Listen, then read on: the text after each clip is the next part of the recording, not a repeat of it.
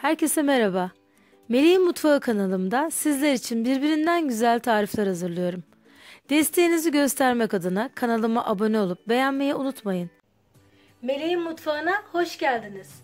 Bugün harika bir çoban kavurma tarifiyle sizlerleyim. Ben malzemeleri hazırladım. Haydi buyurun başlayalım.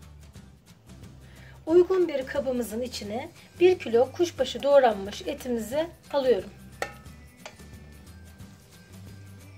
Etlerimiz suyunu salıp çekene kadar kısık ateşte pişirmeye devam ediyorum. Ara ara karıştırarak suyunu çekmesini bekliyorum.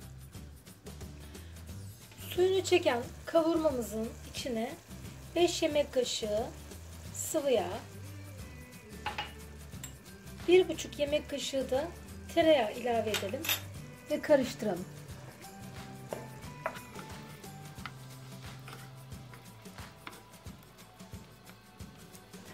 Tereyağımız eridikten sonra 1 adet ince doğranmış soğanımızı etimize ilave edelim. 5 adet ince doğranmış sivri biberi de ilave edelim.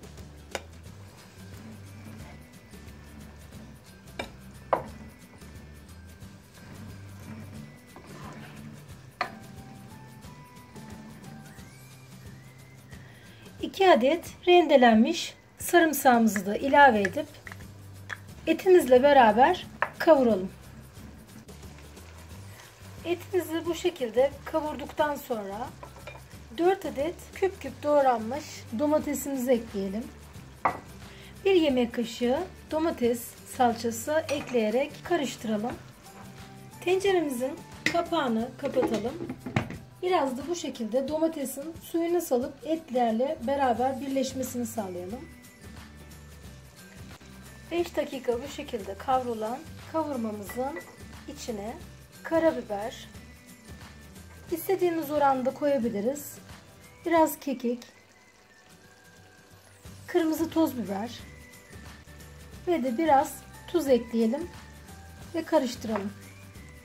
Son olarak kaynattığım 2,5 su bardağı su ekliyorum. Kaynayan tenceremizin kapağını kapatıyorum. Altını kısıyorum.